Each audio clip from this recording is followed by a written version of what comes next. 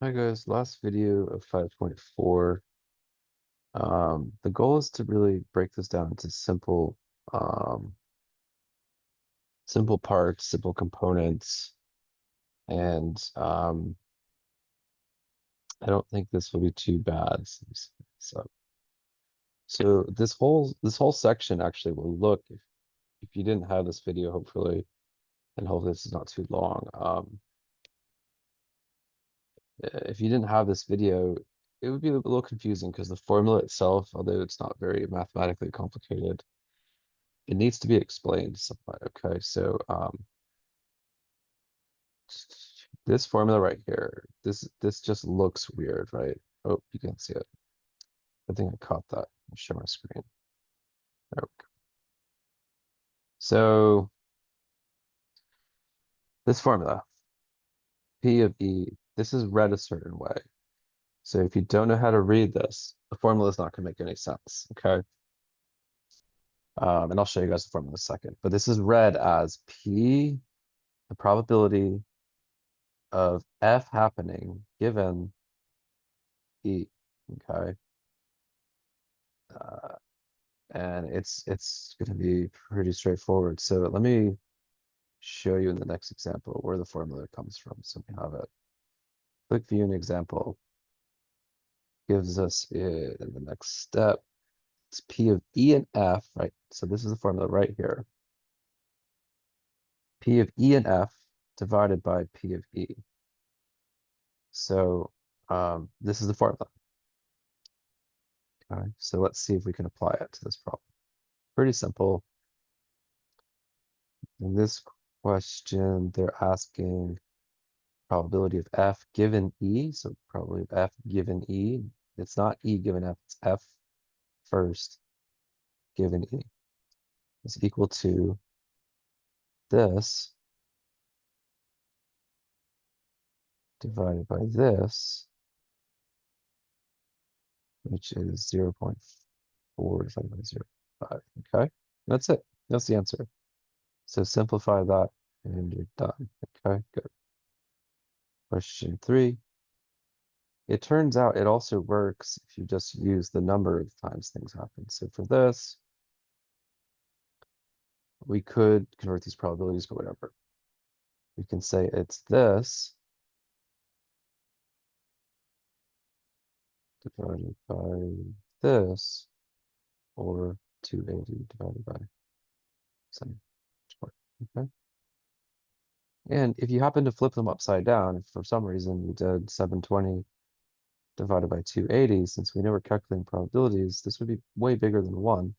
So you'd see that that answer is not even possible. Okay.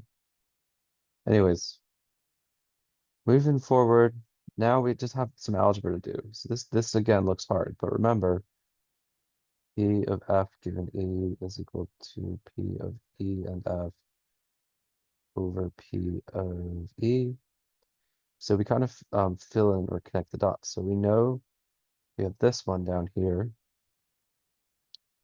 We know over here we have 0.1. So we just have to solve this, P of E and F. So you just multiply both sides by 0.4, doing algebra, this times that. And that gives you the answer, okay? We're almost done, guys, so with this chapter, so it's going to feel good. This was a tough chapter, to be honest.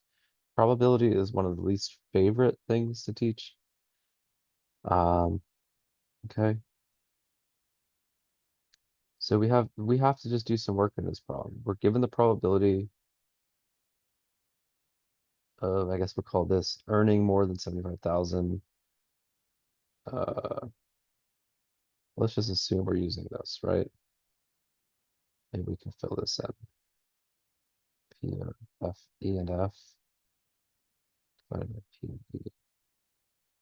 So the probability that a person earns more than 7.5%, we'll assume that's E. So we'll put that down here. 0.075. The probability that a person randomly selected earns more given that they have a bachelor's degree. So that would be this part over here, or 0.215. So we just have to solve for this. Call this X.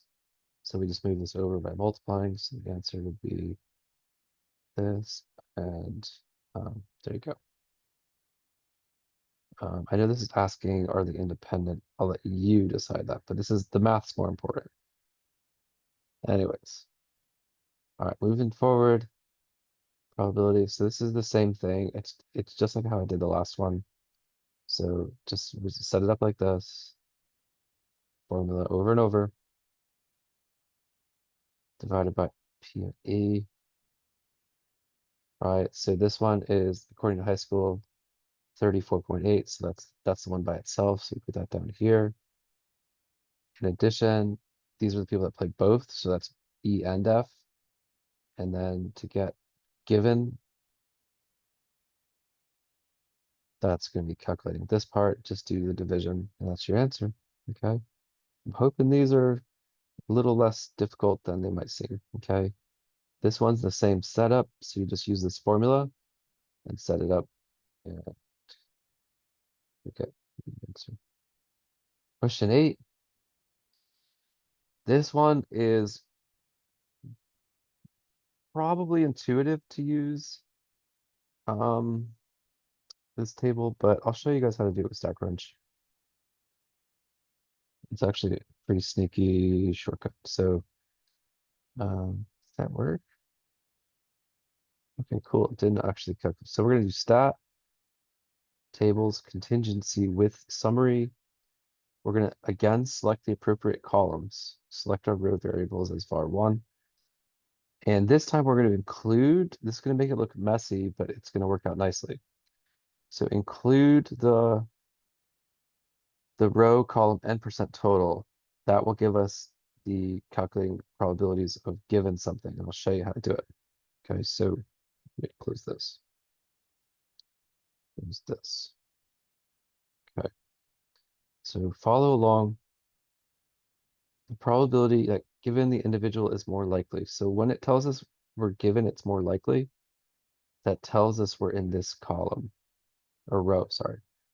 So if it's asking us, given the individual is more likely to buy a product, what's the probability that they're 34 to 44? So that means when we're given they're more likely, that means we're only in the row more likely. To calculate the probability of 45 to 44, that would be 359 people out of the total from that row, which is 1323. That's already calculated here as 27.14%. So 0.2714 would be the answer. Okay. And so whenever you're given a row or column, that means you're restricted to that. So if we were given the person's age is 45 to 54, that means we're only in this column of 45 to 54. So we're interested in this total and then all the percents that go with that total. Okay. So let's go to the next. We have data. We open it. Statcrunch. So again, these are somewhat dreary. These are deaths, not fun. That's why you should try to save. Stat, tables, contingency with summary. Select the appropriate columns. That's just the daylight, dawn, and dusk. Row labels, weather. Again, we want to select these other guys, row, column, and percent total, because that's going to give us the given conditional probability. Okay. So the probability that a randomly selected fatal crash in snow when it is daylight. So when it says when it is daylight, that means we're restricted to this column of daylight. And then that's going to be 12,687 total. Of those, how many were snow sleet? 146, which turns out to be 0.52%. Sorry, is it? No, sorry, 1.15%. But you can check it. Just do 146 divided by 12,687. Okay, and then proceed for all of them accordingly. So it's a little tricky. I expect you guys to get stuck on these, so ask for help. But the whole idea with conditional probability is that when it says given, like if it said given it rained, that means we're only in this row. If it said given snow and sleet, we're only in this row. So we look at the totals. Given normal, we're in this row. If we were given dawn to dusk, we're in this column. Given dark, we're in this column. Given dark but lighted in this, and so on. Okay, that's 9, so 10.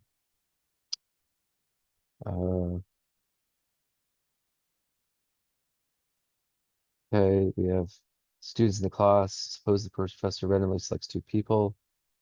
What is the probability that Jim is the first person and William's the second? It's a tricky problem. I'll show you guys how to do this one. Okay, so how many people do we have? We have 1, 2, 3, 4, 5. So if we're selecting two people, here's how you do it. It's sort of like a physical problem because we can't select Jim and then Jim again. So what's the probability that Jim is selected as the first person? Well, how many people are here? There's 5 total. Of those 5, how many are Jim? 1. So the first probability is 1 out of 5. Now we're going to try to pick William second. Now, since we selected Jim, Jim's already out of that pool, right? So there's only 4 people left. Of those 4, how many are William? 1. And then you multiply the two probabilities together, you get 1 out of 20. And let's keep going. Okay. Spotify has 10 tracks. After listening to all the songs, you decide that you like 2 of them. With the random feature on the playlist, God, it's complicated. No one would sit here and be like, I wonder what the probability of the next song. Each of the 10. Find the probability that among the first 2 songs played, you like both of them. Okay, so we liked 2 songs. So each of the 10 songs are played randomly. So what's the probability that the first song is one of the ones we liked? Well, it's 2 out of 10. Now we've already taken a song out, so there's only 9 left. And we've assumed in the first one that it was a song that we like. So now there's only 1 left to like. So it's a very low probability. So it's 2 out of 90. Okay. It would be unusual. What's the probability that you like neither of them? Well, what's the probability that you didn't like the first? 8 out of 10. And then how many songs are left? 9. Of those 9, how many are unliked? 7. Okay. What's the probability you like exactly? Gosh, these are tough, right? What's the probability you liked exactly one of them? Okay. So that would be what? Probability that the first one is liked is 2 out of 10. Now, how many songs are left? 9. Of those 9, how many are unliked? 8. So it'd be 16 out of 90. Yeah, the thing is, why does that work that way? Because we're just keeping these 2 in general. It could be either of the 2 songs that we liked. It's not like, oh, it's the Notorious B.I.G. and the other one is Tupac. It's like, doesn't matter. We're just assuming it's any of the 2 we liked. Um, okay, so that's a tough problem, guys. That's really tough. I don't think I would test on that, but do your best on this. If you need help, I'll walk you through it. 12 is, let's see, due to manufacturing 3 cans representing 4 types of soda. The 2 cans are round just to be complete. So this is sort of the same thing. We have 3 cans. So what I like to do with these problems is that for each thing I draw, so if we're selecting 2 cans, I'm gonna draw 2 blanks, right? And each one's gonna get filled in with a probability.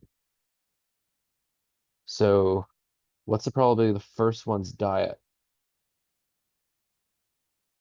Well, we have 3 out of 18 are diets. So the probability first is diet is 3 out of 18. Now, the key is when I go to select the second can, I only have 17 cans left. And since I assumed on the first that I took a diet, there's only 2 diet left. Then you multiply the probabilities. Okay. So again, if you need help on these, let me know. But I think this video will at least get you guys thinking. So sort of the same thing here. We're selecting 2 bulbs. Okay. 1, 2. What's the probability that the first bulb is red? Well, we have 33 total. How many are red? 13. So the key is the first one's easy. Second one's challenging. So when I go to select the second bulb, there's only 32 left because I already picked one. And of those 32, how many left are red? Well, if I picked red on the first, which I'm assuming I did, then there's one less. There's 12 left, and you multiply them. Okay. So let's do the second one. These are tough. I put a blank and a blank. The probability that the first bulb is red, same thing, 13 out of 33. Now I've taken one out, so there's 32 left. Of those 32, how many are yellow? I didn't take a yellow on the first, so there's still 10. Part C, so I multiply these. Part C, I hope you guys like these a little bit. Maybe you don't like. Selecting two bulbs, the probability that the first is yellow, that's 10 out of 33. Now I've taken one out, so there's 32 left. Of those 32, how many are red? 13. Multiply. Okay. So part D, the probability that one bulb is red and the other is yellow. You just add these two answers together, okay? Because there's two ways to get one red, one yellow. Because the selection order matters. All right, moving on. Let's go to this problem. You guys are probably sick of this video. Like, you said it would be short. I know. 20% probability that a randomly selected person is a smoker. 44% probability that randomly selected resident is female given that they smoke. What is the probability that randomly selected is 18 is female and smokes? Well, remember our formula. The help will help you here, but it was this. P of F given E, let's see if this works, is equal to P of E and F divided by P of E. So we have 20% that the person is a smoker. So that goes down here, 0.2027. Probability that, so given that they smoke, that they're female is over here. That given word tells me it's over here. So all they're asking me is to solve for this. So I just multiplied this times this. And that's the answer, okay? All right, we're almost done with this video. We're almost done with chapter 5. But let's do a little bit of more Statcrunch because we didn't do much Statcrunch. So if you're not loving this section, it's probably because we don't have Statcrunch. So let's open this data. Let's see what we can do. And okay, so we want to get rid of the total column. So delete this column. I don't know how to delete an entire column, but let's delete the data. And then, excuse me. So delete this, and then open this stat. Tables contingency with summary. Select the appropriate column, 0 and up. No total. Row label is activities. Make sure you add row, column, and percent. All those. Compute. And you can calculate everything from there. Okay. So all the percents mean something. One of these is a row, one of these is a column, one of these is a total percent. And if you don't know which one's which, just go back and then deselect one of these to see, okay, this will show me which one's the row percent. So these are all given the row, and then I can change them accordingly. Okay.